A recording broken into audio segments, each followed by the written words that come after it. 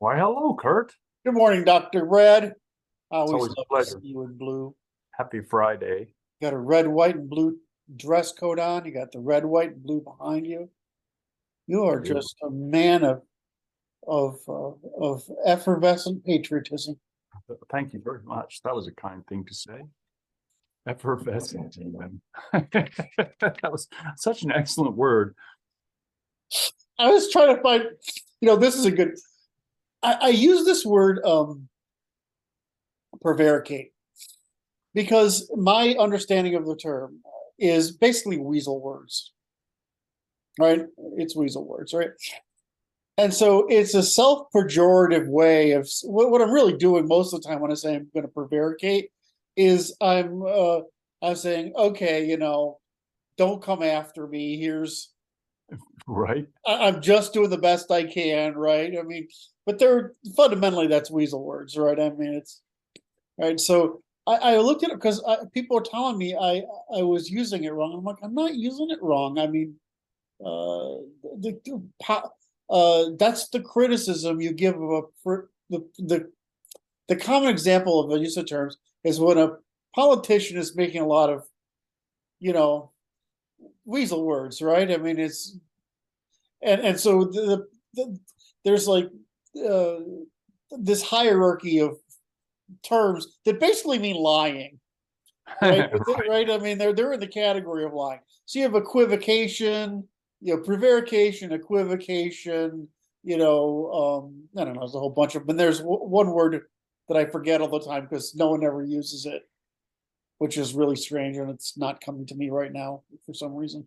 Um, so there's a bunch of words in this category, but technically speaking, it means weasel words, right? I mean, in the context I use it. And I'm like, no, Right. I'm not using it wrong. I think what happens when you go look it up, you don't get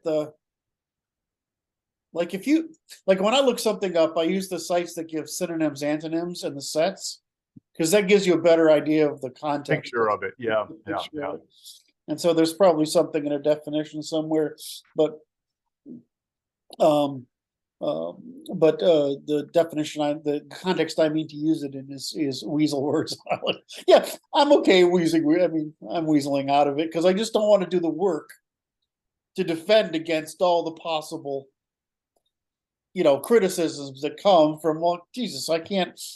So sometimes I'm going to talk to you and you say something, and I'm like, then I have to spend 15 minutes in weasel words, right, to produce the context before so that I don't get misinterpreted in the beginning. So there's no exact word that I know of, and hopefully I have a pretty vague vocabulary, but I don't have a word for this, which is when you're laying down preventative. There's another word in there. Preventative speech, which is defensive. You're laying out a defensive argument. Now, it falls into the category of apologia or apology, right?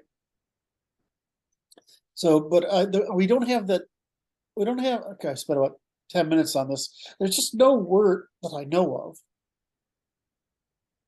that's precise for that. Okay, I'm going to tell you a bunch of stuff because I don't want you to come after me because you're going to misunderstand me, right? And so somebody's going to Yeah. say this as those are weasel words, right, which is the negative, but there's actually no non-pejorative. There's no It's term, fortification or entrenchment or something like right? that. And there is no word specifically for that I mean that I know of or can find that's specifically for the positive version of weasel words, right?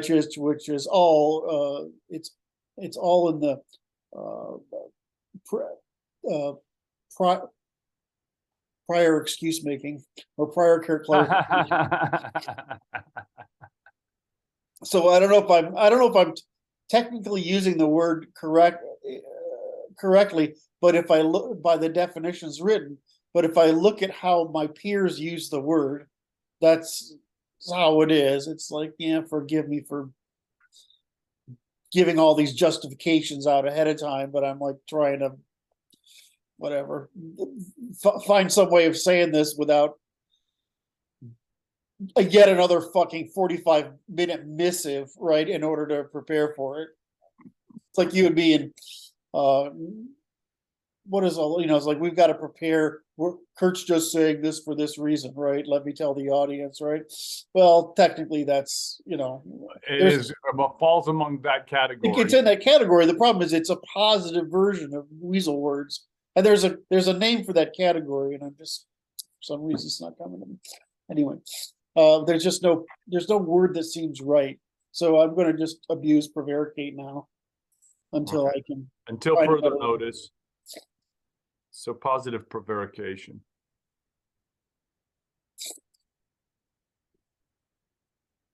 I'm writing a note in my notebook so I can look it up. I can put it in the hopper to discover that word later. What the hell is that word? It's a category. It's a category of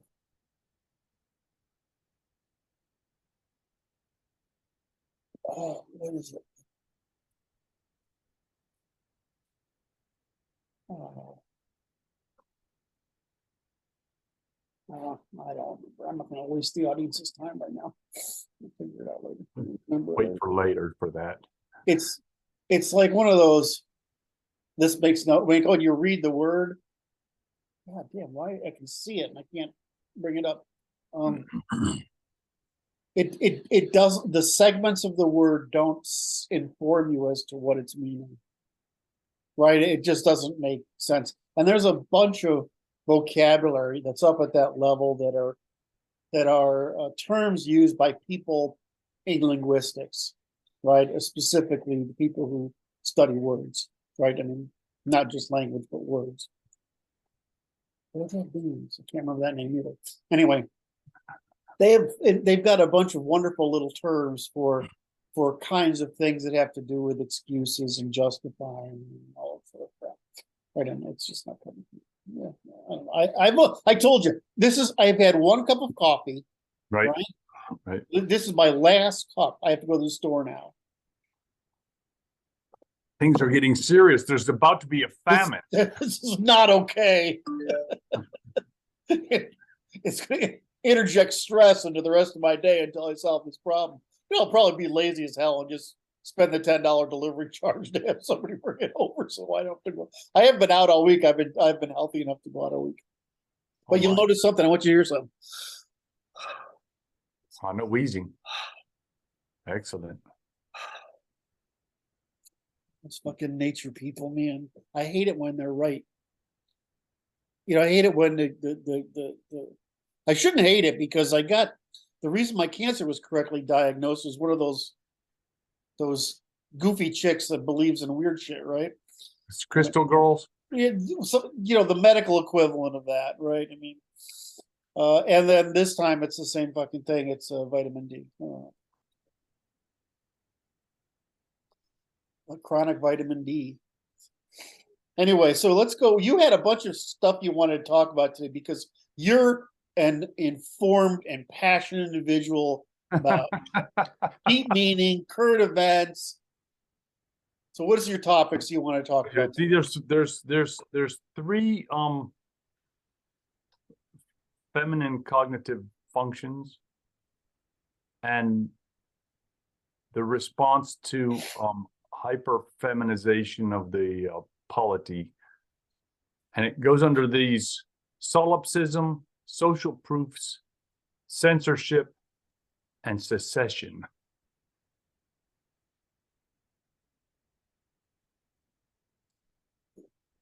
Okay.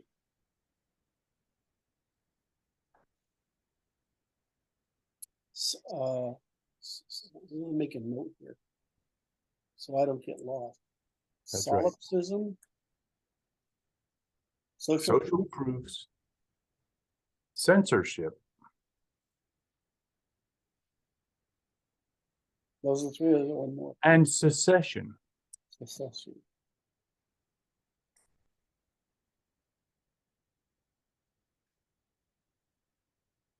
I always spell secession wrong. It seems For some reason, those two S's need to be two C's for some reason. Oh, because in my mind it's succession instead of secession. Okay, now I get it. Okay, all right. So, okay, what do you want to talk about first? So let's talk about solipsism. Okay. Which is the origin of all of it, I think. You know what I mean? The necessity for the secession. Oh, I see why. You're a smart man, and you even did it in serialization and operation. Oh my God. All right. So solipsism. Solipsism is, in the simplest terms, in the sense of being selfish or self-centered. In the cognitive science spectrum, it has to do with the tendency of being unable to indistinguish others' emotions from your own in either direction.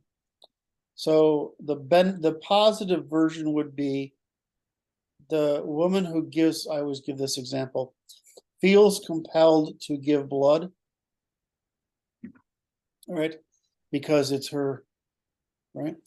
And the negative version is what we think of as the result of projection, which is assuming that everybody's just like you.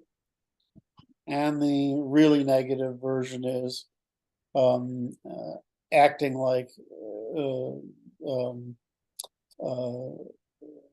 it's the female, technically speaking, it's a female version of narcissism.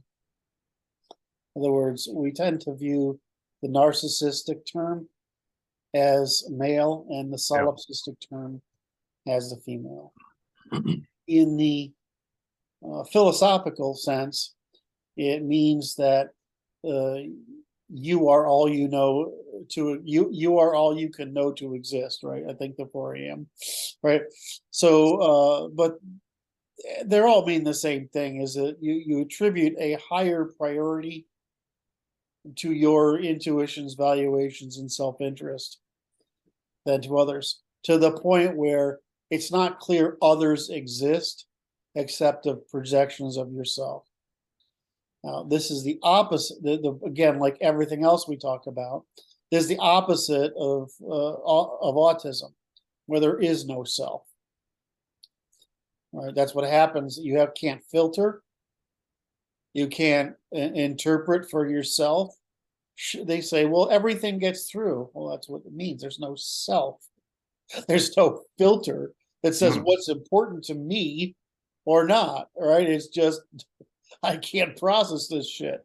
Versus the solipsistic is everything's all important to me and about me, and it's almost as if the world exists for me.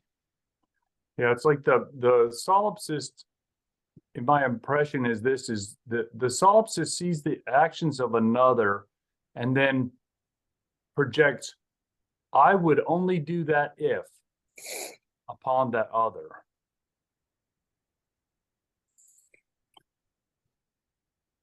That means that the other is intended upon these emotional functions. So let's take it to the medical definition. It means you're acting like an infant, right? An infant is only about itself. So that's like I've tried to give you 4 categories right now. Yeah. Which is colloquial, cognitive science, philosophical, and medical. So I probably gave them in the wrong order, but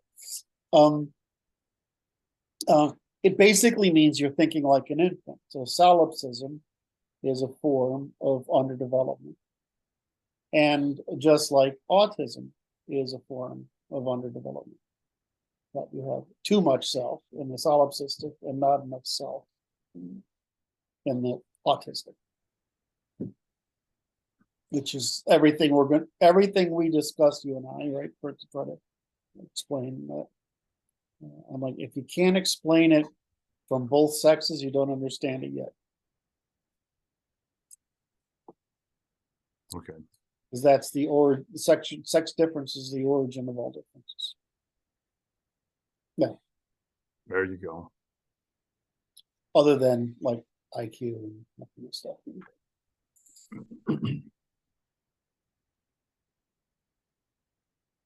All right, so that's solipsism. So solipsism, infantilism, infantile selfishness, projection, all of these things are an overdeveloped, in other words, selfish self, or an underdeveloped adult, which is a selfless, one of the way or the other. And so the problem is that that solipsism is more common in the empathic end of the spectrum. We often call it narcissism in women, but this would be in terms of disambiguation. It would be solipsism and antisocial behavior, whereas we would have in the male version of it, we call it narcissism, as an antisocial behavior.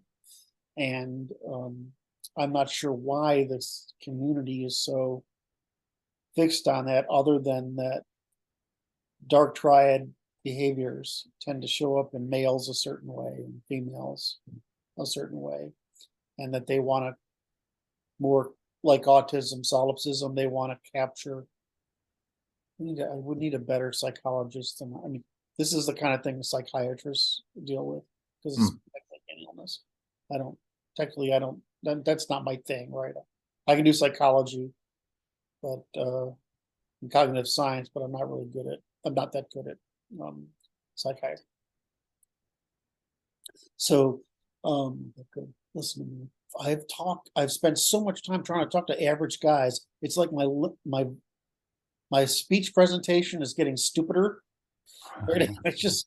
I've noticed it. It's really annoying the hell out of me. If you go back to like my TV interviews in the 90s, I understand you.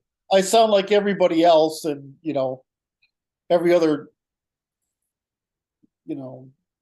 CEO with some intellectual bent. And my efforts to understand the common man have resulted in you dance with the devil, you begin to smell like him. Right? Anyway. I understand. I don't have a solution for this problem either. There's none. Okay. So that's all. Did I answer your question? I don't feel like so. Right? Yeah, no, that's good.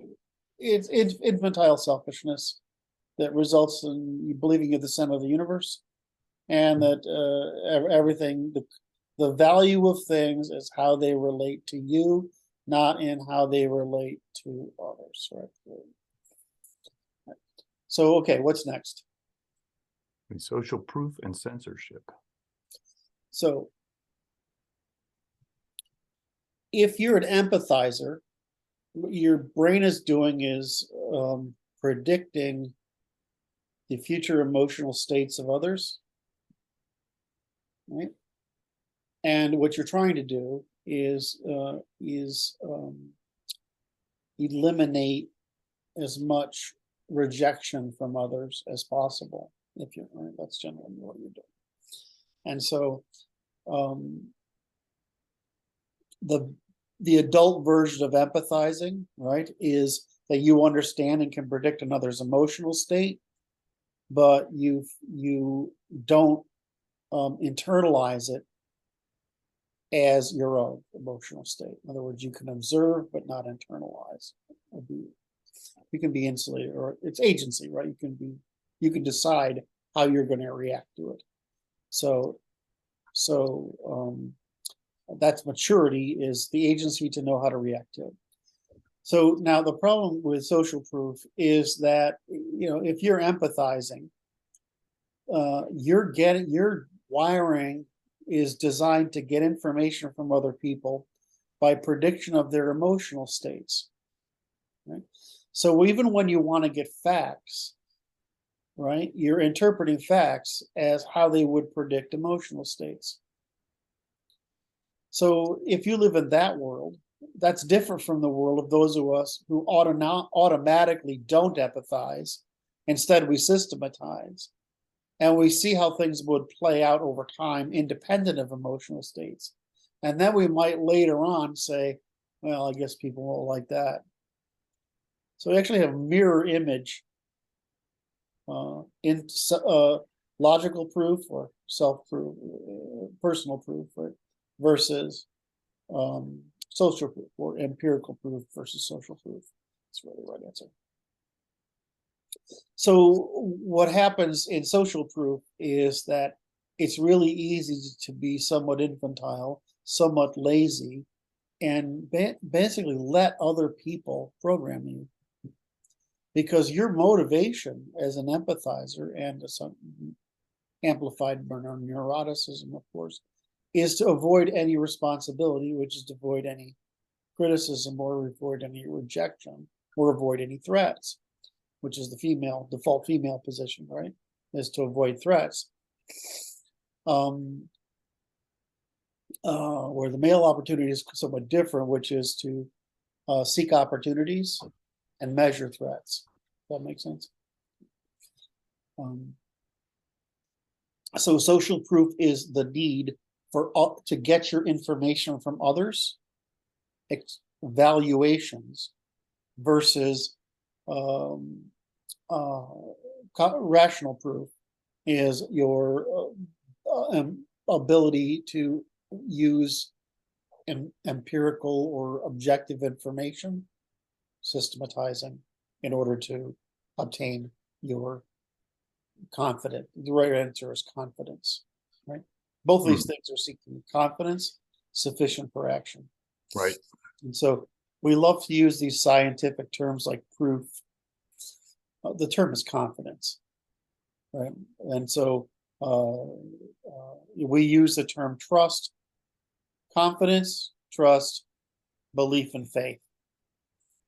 The spectrum is confidence, which is the confidence is willingness to action. The rest of those terms are just what framework we believe we get our confidence from, which was science or the evidence at our disposal, or the opinions, the philosophical, rational judgments, or the theological. I mean, where are you getting where on that spectrum are you getting your confidence to act from, or confidence in your own judgments from, or confidence in knowledge? Again, when we use this word truth, what we really mean is, confidence necessary to act, or what I would say, we want decidability sufficient to manage to satisfy the demands for infallibility. That's the logical expression of confidence. Right. It's just the same problem. So social proof is one of the means by which the primarily empathic get it, but it's also a means by which those who systematize seek to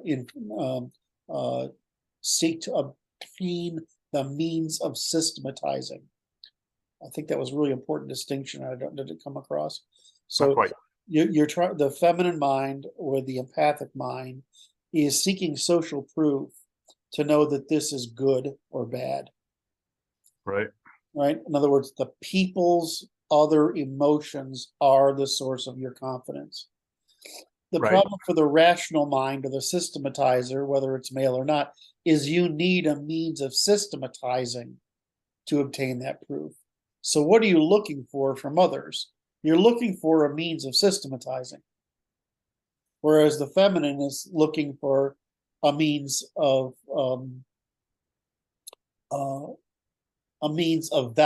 valuing by the use of others' emotions. So like validation. Well, again, I want an operational term. Oh, I see. And so they're using empathy to obtain emotional proof from others. And what we're looking for, or what the systematizers are looking for, systematizing proof from others. So empathizing versus systematizing. And once you understand those two sort of things, which if I'm doing off the top of my head, so but if I write down, it'll be is my usual analytic clarity, I'm sure. Right.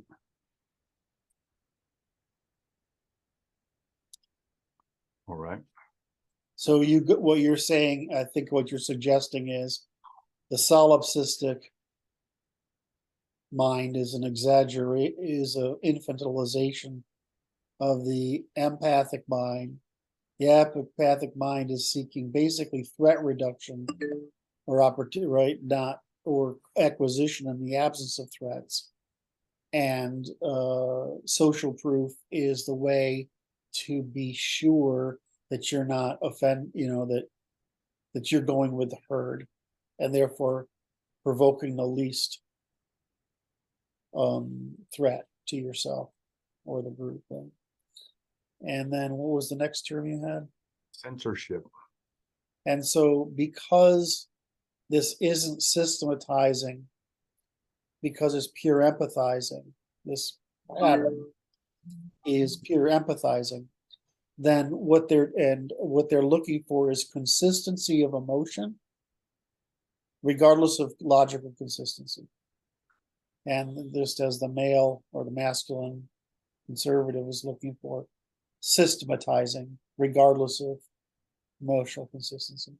Or it might be the other way around. It might be that, not the other way around, it might be easier to understand as they're looking for logical consistency to defend their bias rather than emotional consistency to defend their bias. That's why the females always sound fucking nut in the left. They sound crazy to us. Right? Because there's no system. There's nothing. The system isn't there. There's no system there. All the system is they agree. Right? The right is they're looking for a system, right? But the difference is each of us has a slight variation on which system we're using, and so we end up as factions, which we have to then reconcile. They don't have to, which is kind of weird. But in the end, they think we're evil, and we think they're crazy, right? And that's the actual result of empathizing and solipsism versus systematizing and autism, right? I mean, it's the same thing from the opposite spectrum. Once you realize we're trying to find systems because emotions don't matter, right? When they're trying to find emotions because systems don't matter, because the emotion is the only system, right? Whereas, all right, we might have an intuition that we want to satisfy, but we need a system to justify it. So we need to justify a thing with a system and justify it with emotion. It's so obvious, like when you understand it, but it's just, I find it infuriating. No, that's why I'm laughing, because it's just funny, because it's like the systematizer has to look at the person who's solving for emotionality is crazy, because that system is just nuts, man. That system is nuts, right? And the empathizer has to think they're evil because they don't care how you feel. Yes, exactly. It's just it's evil. Hysterical. I mean, it is so obvious, right? I mean, so you get to this position where they need censorship to prevent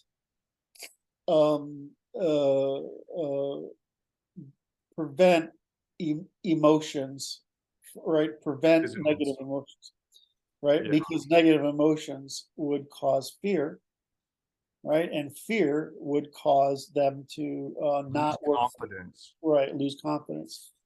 Whereas we don't really see it that way. We're like, well, fear. If there's fear, that means that there's a chance that we can reconcile our differences in systematizing. Does that make sense? It's just healthy. It's healthy. We see it as healthy, right? So because what they say is this: is where all the brave rabbits are? They're extinct. All right. And it's can't believe I've never heard that so it's before. like the system of all brave rabbits doesn't make any damn sense at all. Oh, no, no. I All thought right, that was pretty so useful. that was, I think, I love how you set these terms up, because it's only when you do them in sequence like this that you start to see, you see the pattern across it. This is probably the best explanation I was asked before by asking it in that sequence. So they really need to censor, and we really need to discuss. They need to, Because we have to solve differences. we have to We're solve solving for differences. logical differences. Yes, and they have to prevent differences. Right? I mean, it's just fucking hysterical. Right? I mean, so of course they want censorship. This is the key difference between the left and the right, which is the left is clamoring for censorship and well, avoiding the information that is dissonant. they're afraid of defection out of fear. Yes. And we see fear as an opportunity for cooperation. Logical correction, right? Yeah. So I mean, it's like here's the monkey example. I try not to do this because it's so overused, but it's whenever you're talking about male threat responses, chimps are they're just too good an example, right? Because they're so much like us, it's terrifying. They're even bitchier than we are. So the problem is that I want to do my shit, you want to do your shit, whatever. But if there's a threat out there, our shit doesn't matter. Makes sense, right? And so, regardless of how we want to do things in this threat, we've got to. So there's not a problem. I mean, that's one of the reasons the left can't comprehend the right's masculine sensitivity to environmental threats, physical threats, future threats, resource threats, loyalty threat. Excuse me. The next one is disgust threats, purity threats, and even and of course loyalty threats, because all of these things prevent that. Okay, we're all doing individual stuff right now, but under threat we come together and go. And it's the problem which the right and the left work with, is that the left works by this incremental undermining, and the right is just like, I'm doing my shit, we're going to kill them all. Right? I mean, it's just this, you have this you call it, we think of it as analog, which is digital, right? It's from 0 to 100 overnight for us, and they just maintain this throttle of undermining constantly, or what we call fit testing. But it's just evolution's needed to divide the problem based on our reproductive differences. That's what we ended up with, is that men do space and time, right? Despite being very individualistic because we're widely distributed. And women do resources in time, consumption in time, and they vary less than men do. Just how it works out. Nature experiments with their expense. Well, somebody's like, well, the Y chromosome is disappearing. Like, you dumb fucks. That just means that that we started out having to specialize with this, whatever information is on this chromosome. But the truth is that most of the duplication, right, between the X and the Y, right? So what you're really doing is this stuff that matters is moving that way, and the only thing that's left is the X, right? Is the Y. It's the signal for masculinity, right? Because otherwise we've got an X and a Y, and they got two X's. So what's the purpose of this Y thing? What we really need is the male signal on a chromosome. It doesn't matter what shape it is, right? Right. And so that would lead to the reason I prefer the thinking that way is because the disadvantage to men is because our chromosome is doing this, is that we have less repair capacity because we less chromosome. Duplication. Yep. So I'm like, you talk about, women talk about this like feminist fucking psychos. Talk about this like there's something's going to happen. We're all going to become, no, it's that men will gain greater biological repair capacity if we can do that. Right. I mean, duh. Right. That's, the information will still be there because it turns out that whatever is making males, it's just turning off the female stuff and turning on the male. It doesn't appear to be a vast segment, whatever that is. This is not, it just doesn't appear to be that big. But anyway, it doesn't really matter. Right. I'm sorry, I just found that so it's just the crazy shit feminists come up with is just beyond me. It's just it's selfish, it's solipsism, right? Infantile selfishness, empathizing, and the female mind will find any fucking excuse to get in a position where it can consume more, and it will believe it. And it will believe it. It's like somebody came out and was like, yeah, well, they're promoting more women in this field. I'm like, dude, have you ever worked in that field? All right, women won't do it because they just don't enjoy it. Right. And the second thing is there's a huge loyalty factor involved in risk, and women won't do loyalty factor. Very few, very, very few of them. Right. Because loyalty means you're going to expose yourself to risk for the group's benefit. So, I mean, if you look at these really high paying things, it's because they require loyalty, nth degree hard work, and risk. And that's just a domain where men actually kind of like it, right? Because it means my dick's bigger, right? That's what I mean, seriously. I get more money, my dick's bigger. I get to be tough, become smarter than you, I think this is really funny because one of them, I don't know if I call him a friend, a guy I'm familiar with, or an associate guy I've worked with in the past. He's this little Jewish guy. He's like maybe 5'4", and he's really good at this finance. But I mean, the guy works like he doesn't have a life. I mean, his life is plowing through spreadsheets and right, negotiate deals with people, and that's what you do, right? If you get out of a good school in the financial, you go into the financial markets, and you work as an analyst.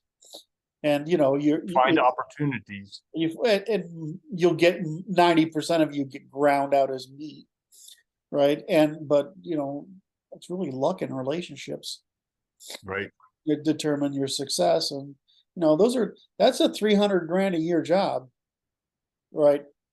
When you're young, right? So, and if you hit the lottery and that shit, I mean.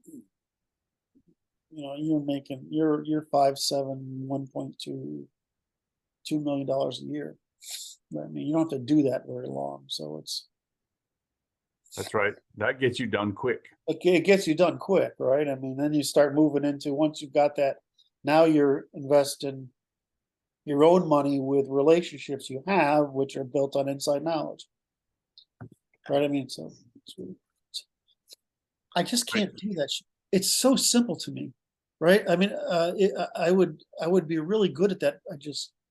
I like doing angel investing, but the whole thing of just the money game is just, I don't know. It just feels dirty to me. Just always felt dirty to me. I say that, and my best friend is one of these fucking guys, but I mean, he knows how I feel. He's like, yeah, but we make a lot of money. Anyway, sorry, I didn't mean to go sideways. No, now we're good. We're back on track. We're in the secession part. Okay, so we've talked about solipsism, which is the self-absorption, infantile development, failure of adulting. We've talked about social proof as a logical consequence of empathizing and somewhat solipsism. we talked about censorship as a necessity to prevent defection, right? Which is, and now you want to get to secession, right? Right, which is the political response of the systematizers to domination by the feminine polity. Right. So let's go back to what's something, knack salting. I'm just doing this to prevent you from making fun of me when I do it late in a minute. All right. But really, you have the feminine distribution, which is starting from the left, feminine, declining distribution, and starting from the right, the masculine distribution. And that means that I draw at least anyway. You basically get the distribution of what you'd think, which is you'd get some very feminine people, some people that are in equilibrium between the two, right? And some people that are very masculine, and everything in between.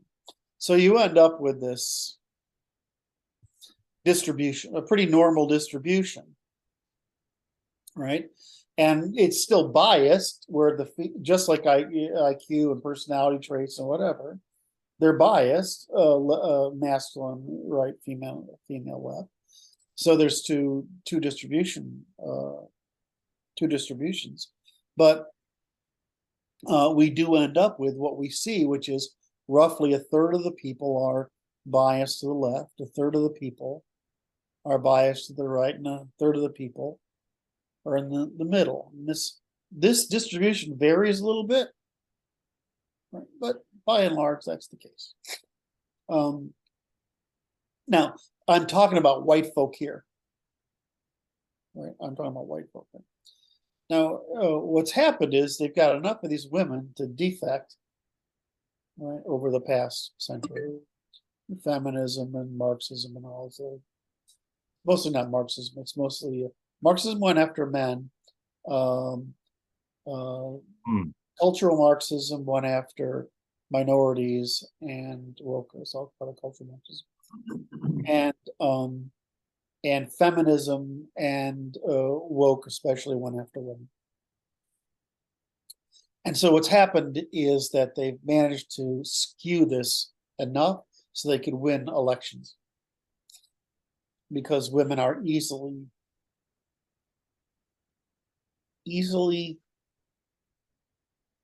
seduced by mean girls. Okay. And the promise that they can have hyperconsumption and power without having, but they lack the systematizing capacity to understand why it's not possible. I view it as like being colorblind, you know. Right. So the inevitable failure of the non-systematic empathizing state is always overlooked by this group. Right, because they don't, because nobody could have seen it coming. Well, right, because they can't believe other people don't think and feel like them because they're solipsistic. Now, only evil people would think that this would fail. Right. Well, we would say only smart people would, only stupid people would think you could succeed, right? Or crazy people would think you'd succeed, but they don't view themselves as crazy. They just are basically colorblind. Now, it's important to understand that conservatives are not colorblind, liberals are. And so what this means is they specialize in the harm care dimension, not in the liberty dimension, and not in the defensive or conservative capitalizing dimension. So the purpose of a liberal is the purpose of the female, which is a female search for novelty, irresponsibility, and hyperconsumption. And so, they justify that through caretaking. What they're really doing is saying, I want to take care of other people, is their signal. What it really means is, I want to hyperconsume. I want to control the consumption. So, all right. So, and conservatives, we know, conservatives always understand liberals, but liberals can't understand conservatives. We used to think that they were just naive. Now we've learned they're fucking crazy. Well, And they we've can't- learned the they science. can't. What I'm teaching is it's not just that they're crazy, that they're biologically incapable of being other than crazy, right? Incapable of being other than crazy, yes. And I'm like, okay, this is not a fixable problem. Now in history, Right. Yeah. The conservatives would like to think that the liberals will learn. right, and this is the failure of conservatism. It's paternal, right? That's what paternalism is. It's like, well, I'll set up these boundary conditions, and this person will learn through life, and but the problem is that we've taken away the boundary conditions, which is the male, and we've let the female out, and so we got Pandora's box again.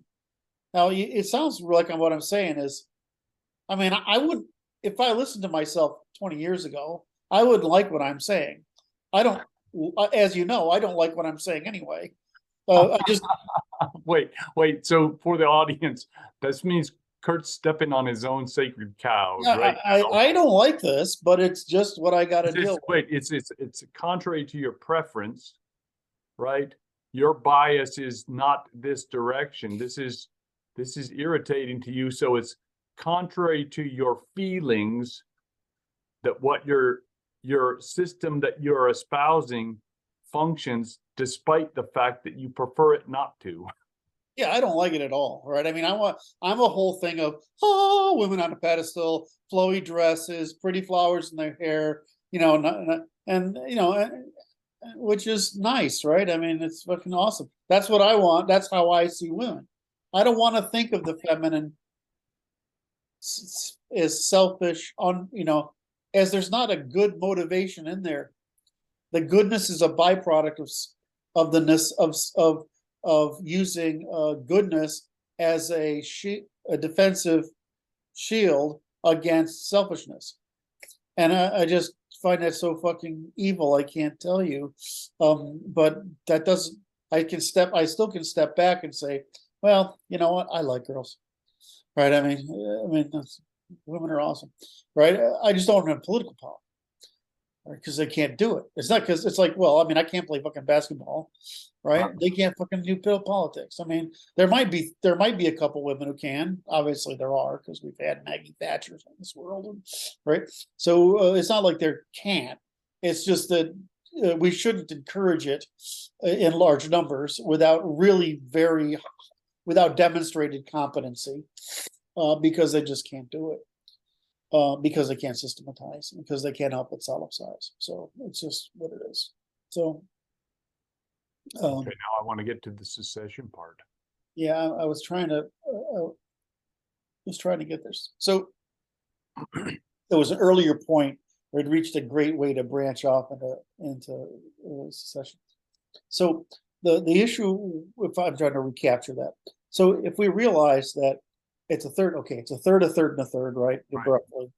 And this moves a little bit depending on a class composition and the race composition, right? So right now our race composition is such that with the defection of white women, we can't compensate for the minorities that have lower classes, and therefore they need more redistribution.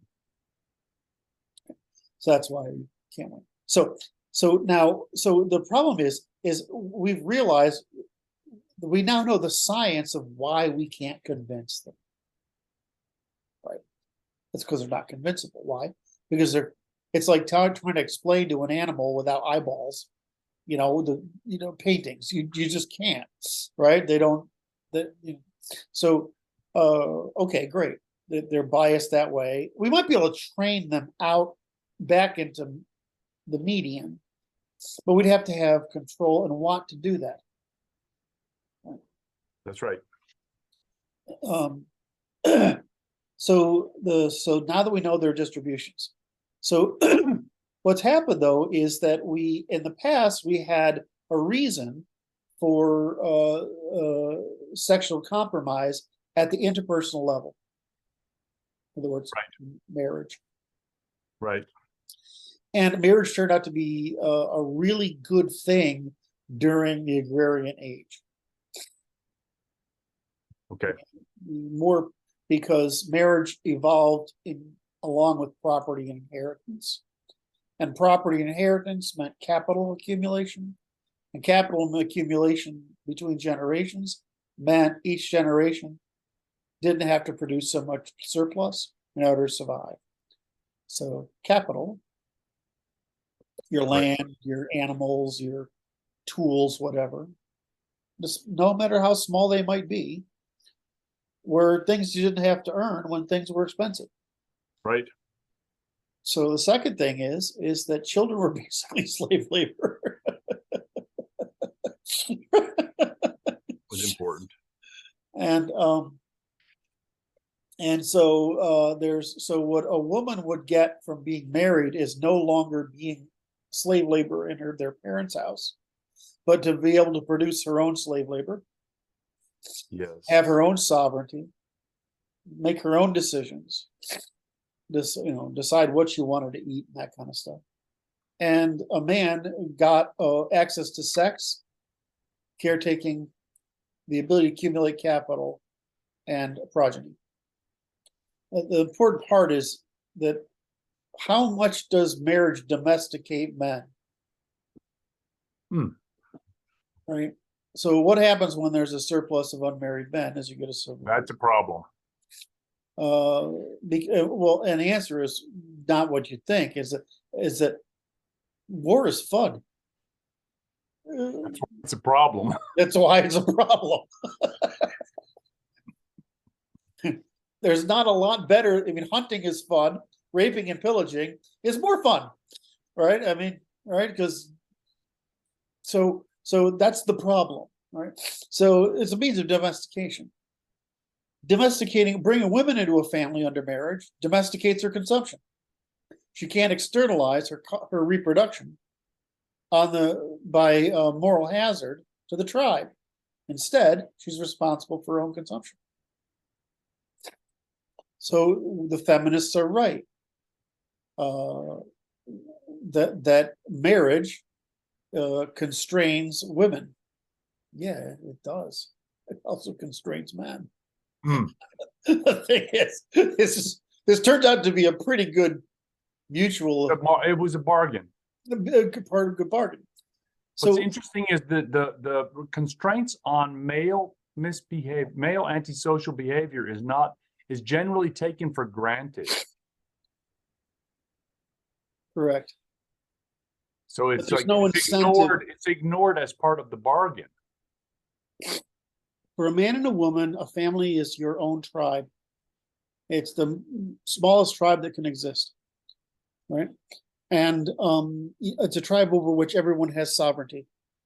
And so it turns out to be psychologically, socially, economically the most, because why? Because it's the most responsible you can make every individual is monogamy. Right? It has everybody then under monogamy has interest in the private and common, and has equal responsibility for the private and common.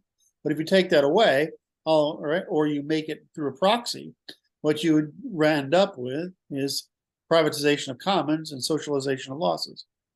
Right? You externalize your expenses. So as you hear, what's happened now is that it's become, because of all these benefits we've created, it's possible for women to marry to get impregnated by the man, extract resources from them, but essentially be married to the state. So we've seen that this isn't going to last, right? So this is coming apart. The state will go broke, right? So the second thing is but by adding women to the workforce, what we did is we made it possible for that relationship between men and women no longer necessity; it's a mere utility. Yes. And as the wealthier we get, the less utility marriage has. Yeah. But equally, the less responsibility, the less demand for responsibility it places on the. Say that again, please. The less without it, you have the least incentive and the least responsibility compared to the past. Well, you might say, well, I'm not, I don't want to belabor this, but that might be true. We no longer need to have the responsibilities we've had in the past.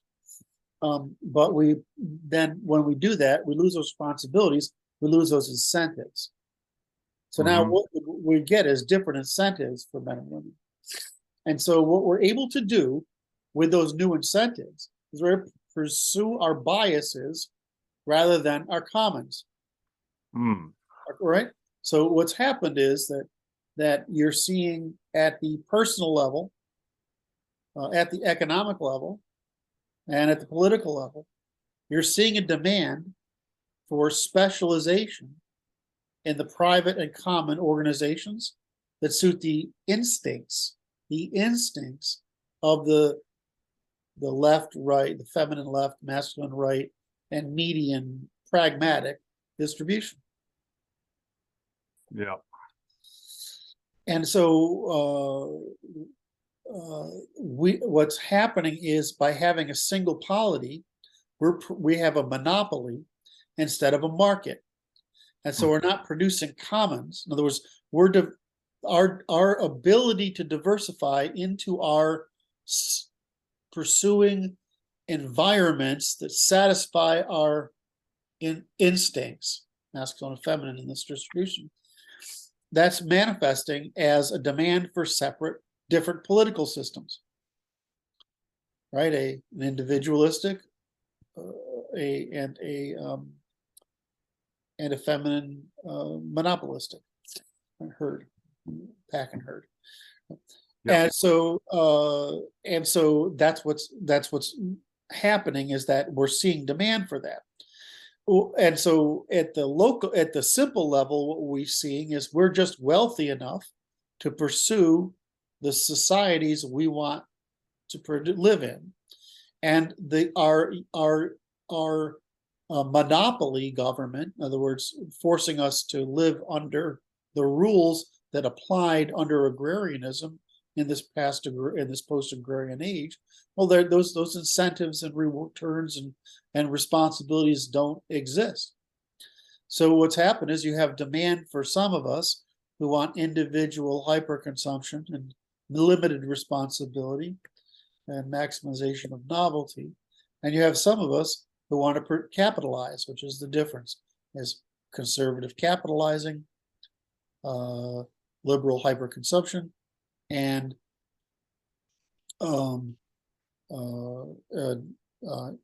the middle ground will just decide, right? Or the right. middle. Right. So what I read an article that was Dr. Associate of mine said that he read that 66% of Texans were pro-secession. Yes. And we see a number of counties are talking about, says like 29 counties in Illinois were talking about leaving. Well, it's because Chicago needs to be a city-state because it's defected from the rest of the state. But it appears that this is what's occurring, is the devolution of central federal authority, because the federal authorities are going to make it so that they will always win all federal elections. And so all the counties should join Texas and secede with Texas and form the not United States of all the what we would recognize in the popularly known as the red counties. Yeah, it's just like it'll go all the way to fucking Alberta. I mean, it'll just. And then you carve out a few little blue spots inside there. The only blue spots really is Denver. I mean, it's the only blue spot between Houston. Between the coasts. So, even then, it's really you shouldn't call it. It could be Manhattan, New Jersey, instead of New York, New Jersey, because it's really. I mean, I'm from upstate New York, which is really Pennsylvania. Yes. Right, and once you get down, and you get down into middle New York, then it's really New England. It's only once you get down into Westchester and such that it's starts to be New York. It's probably not true. It's gone up far now, but you get the idea. It's a coastal problem. Well, it's a very interesting thing. So I've been on these dating sites since 1980, no, 2000, whenever I met Amanda, 2009, something like that. Right. And so, because they don't take you down, the number of women I get hits from, I mean, I'm surprised I get any hits at all, right? I don't participate or anything. They're mostly up north of New York City.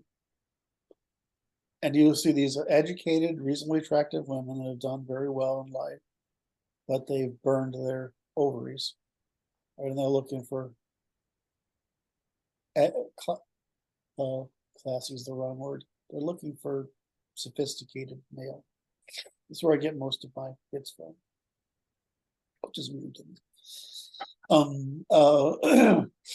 And it's you know, I don't have the swipe right left thing in my, because in my demographic, there just aren't a lot of guys, right? I mean, so I get a couple a day. I don't I don't message them or anything. I just get the hits. And, you know, hi, how you doing? Like you, whatever. Anyway, so that's another thing. See, that's one of the reasons you have those things, is because you learn. Any place to get information is useful. Anyway, Right. so we're back on secession. So the problem is that, you know, we forget, in other words, to put this post-agrarian industrial demand for developing states, governments that produce commons that are in the interests of the people who live, and for people to sort into these small states to live with people who like them. You know, I want to live with I'd like to live with some Scandinavian Christian folk, right? I mean, just my kind of people. So, I mean, that's what I would have wanted, right? So we forget that agrarianism, prior to agrarianism, the races were all of the four major races, 5, 6, depending how you want to slice it. Right. They were all as different as Europeans and East Asians. Isolated, geographically isolated races with borderlands where there was admixture. Right. And the agrarianism, this explosion of agrarianism, created all these incentives for us to look, you know, to mate, build bigger populations. We could intermingle. We could explore new territories because we had more resources to be able to territories with, in larger numbers. So we developed all these religions to deal with our populations and our different demographic distributions and our different geographies, whatever. But that's all fucking gone now. So, but our entire history is our cognitive framework is built entirely out of this agrarian period. That's right. But it's not. That's not a well, that's because the writing comes from there, and the surplus comes from there, and the civilizations all come from there. Well, I mean, think of it as the Middle East is like the fucking shopping mall, right? It's where all roads lead to this one shopping mall, and that's what's going on, because that's the intersection of 4 continents. So I mean, you put food there. It's like having a food court, right? At the shopping mall. Right, it's a giant mall. Right. I mean, it's just so that's a way to think about it, right? Let's go to the mall, right? Because that's where all the trade's going, or the bazaar, or whatever. But I don't know. Right. It's funny. So we are living under this presumption that's this metaphysics that agrarian social, political, and economic orders are normative or natural, when they're just they're just circumstantial. So but if you look at the human animal, we want what we want. That's right. What we want is genetically determined. Sorry. You know, and so, which is interesting, because it goes to, we all prefer what we prefer, and they do not match. No, but they are marginally indifferent at a certain scale. In other words, it's like there are personalities all vary, but there are only 4 major types which they cluster around, right? Right. There are only 3 means of coercion, but the way these 3 means of coercion manifest as social societies is pretty diverse, right? Right. But it's not infinite. It's just diverse. People seem to prefer. There's so many ways we could have organized society, but only so many civilizations survived. Why? Because the other organizations of society couldn't compete, right? So we're just in this period now where people tend to look at others as like you have this bad opinion or whatever, but it's more of we just don't need that prior set of rules anymore. We just, because we don't live in that environment anymore. Well, there's some things that remain constant. We have to cooperate at scale. But does that mean we're going to all have the same level of common interests we had under agrarianism? Well, that's not been the case now for over 100 years. I mean, the Industrial Revolution let that animal out of the cage. So instead, there's a demand for normative markets, Right. Social environments, and political and economic environments, and so that's what we're expressing. But realistically, just as we were in the pre-agrarian phase, the races were speciating by geographic differences. Now there's this myth that species means you can't reproduce. Well, that's not true. Lions and tigers, whatever. Right. You can get a liger, right? Right. Humans are sexually more optimistic. Excuse me, I jumped ahead. But the reality is that what creates a species is selection. In other words, I can look, Brad, you make me hot. I was just trying to. I saw that opportunity. I had to take it. It was just out there. I'm like, I'm going for it. I'm gonna. Thank you. I feel better now. But you're attracted to certain things, right? Now, and so what makes a species is developing attraction for a group attraction for some sort of morphological or phenotype. Right. Preference. So it's actually selection preference. So we were demonstrating a selection preference, and we still have a selection preference as much as the Hollywood would like to undermine whites by advocating outbreeding. It's just not that common. Still in the 10 or 15% range, and that's where we'd predict people to take it because they're in the lower there's a hierarchy of races. If you're in, and there's a slight variation of male and female value between them, right? And so if you're on a borderline between one, or you can marry up or down, right, and you get a better one from the one below than you can from your own, or you can get a better one above than you can from your own, right? That this is going on all the time, right? I mean, this thing, but it's all on these particular margins. Whites, Asians, and Jews seem to be the one selection model, and so it does seem to be breaking into sort of 3 categories, but whites and Hispanics, and then just fascinating. I'm sorry, I just find it.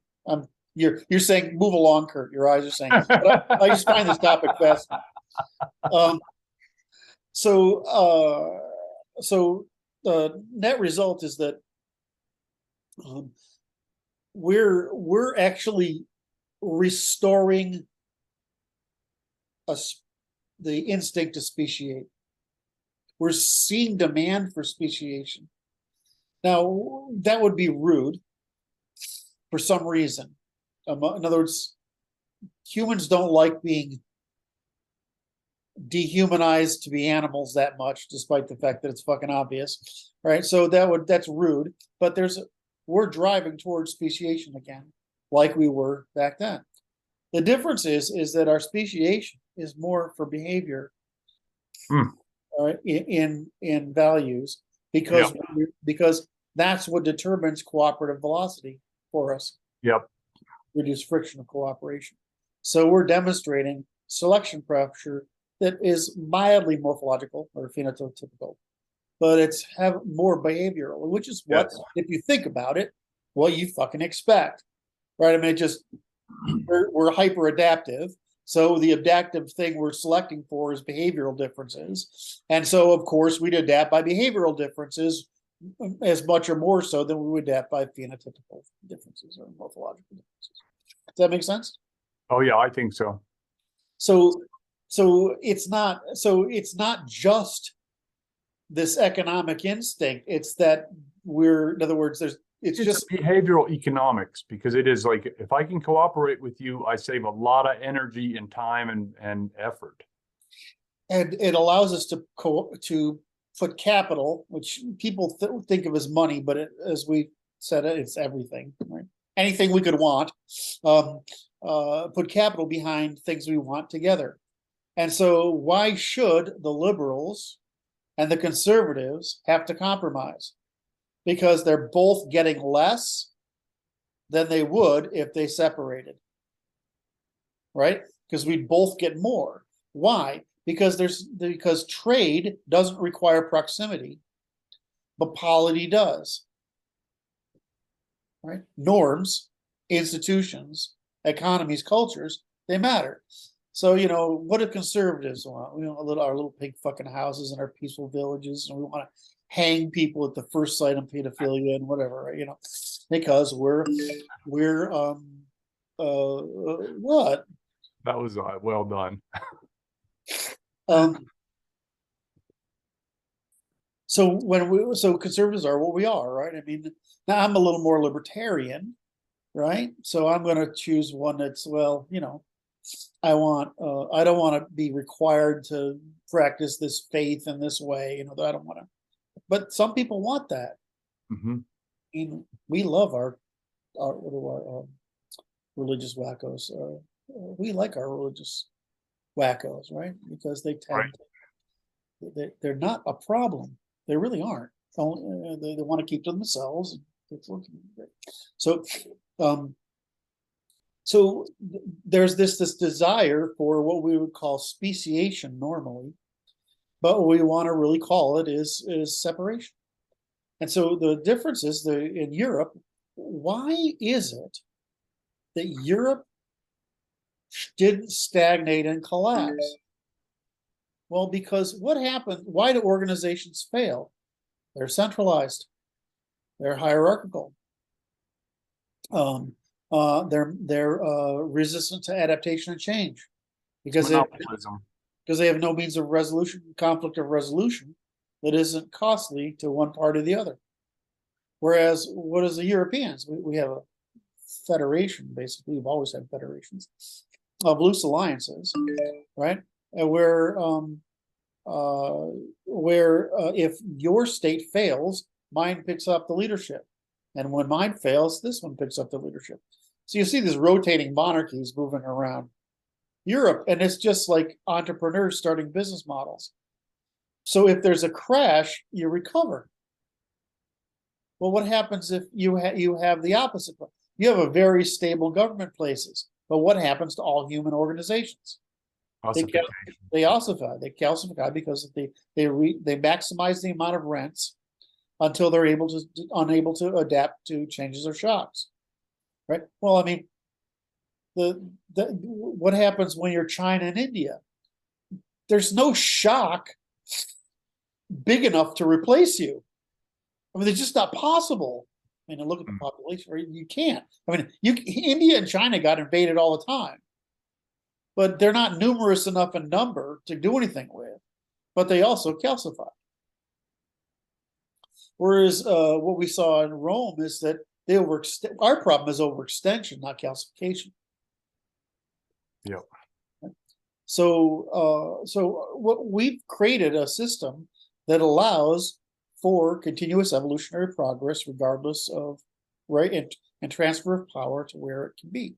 So the United States was set up with that kind of government, which is the Holy Roman Empire, the British Empire, and now the American Empire, even though it's supposed to be a federation, right? And if Washington had chosen to be a king instead of a freaking president, fucker, we would have the same kind. We would have the cultural homogeneity we wanted from Europe, because we'd have somebody who place limits on it.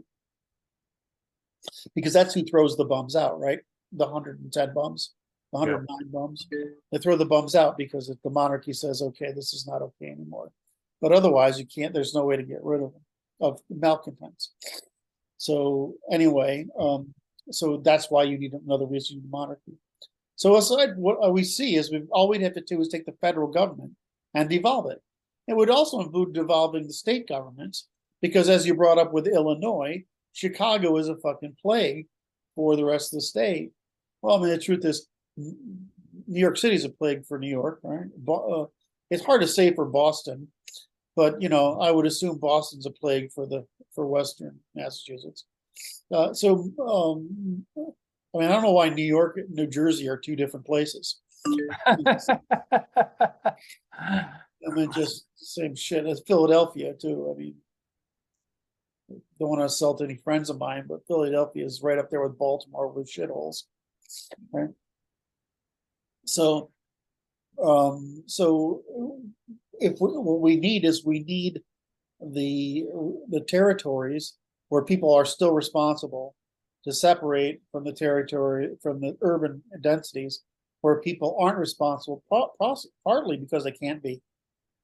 Right, there's just no way to organize otherwise, and so we probably need to, you know, do that, and then the counties will largely function. Right, I mean, I would assume the counties would largely. No, I see this is what's coming, and the issue is that it's the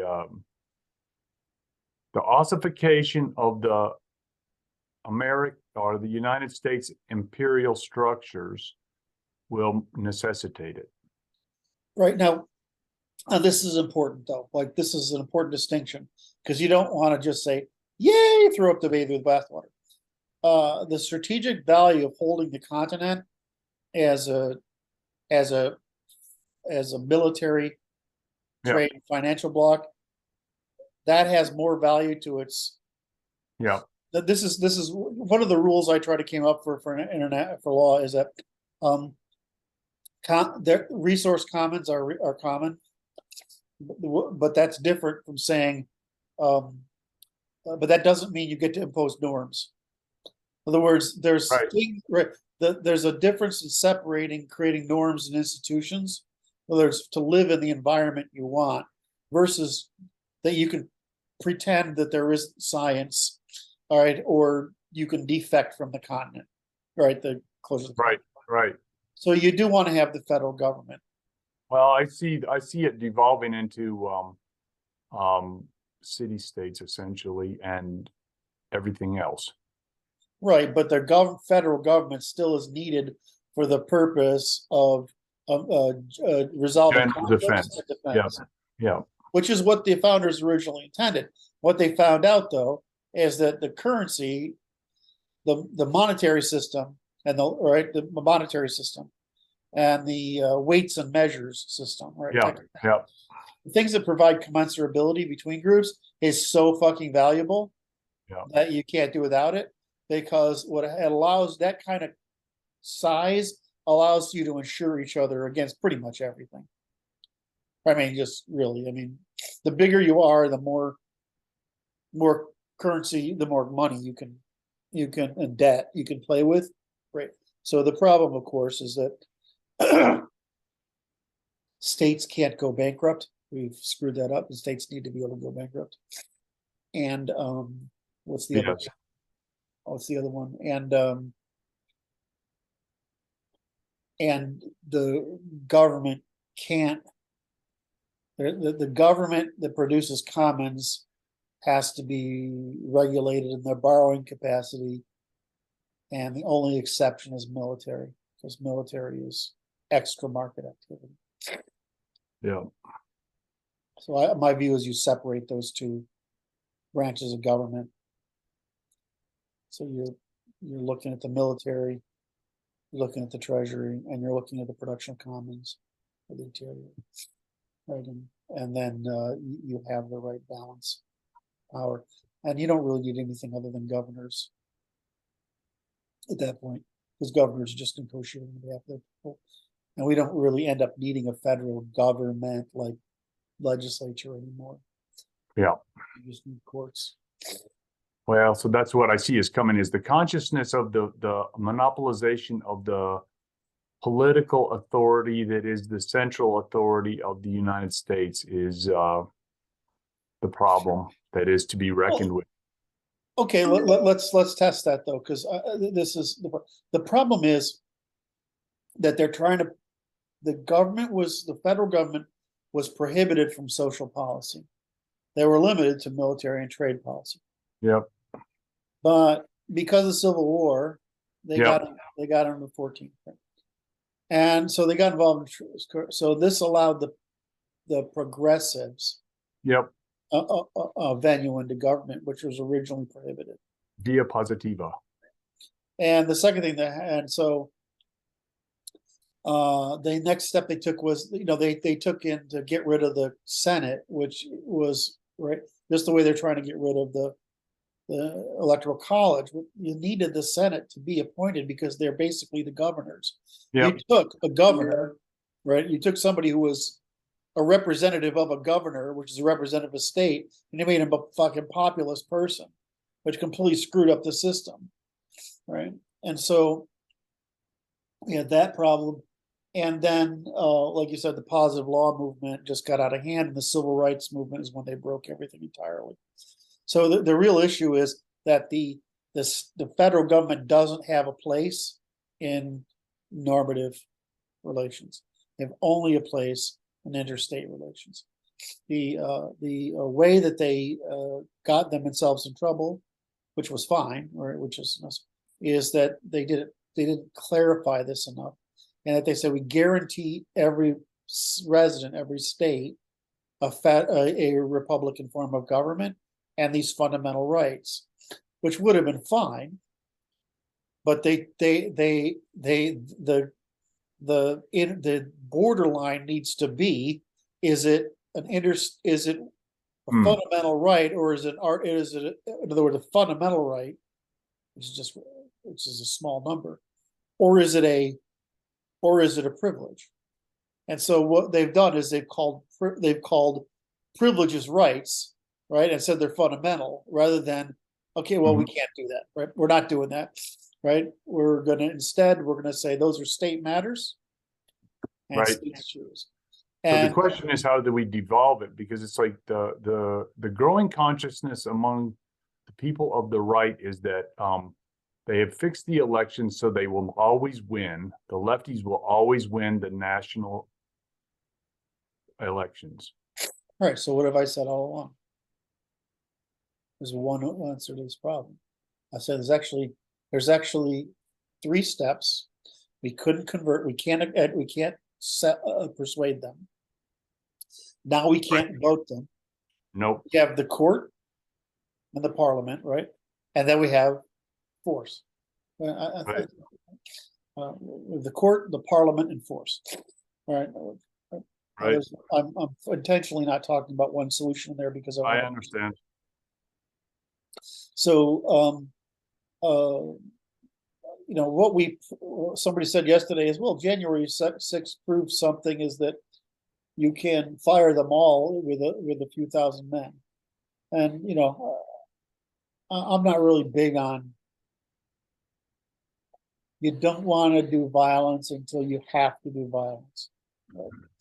Because that just plays into the strategy.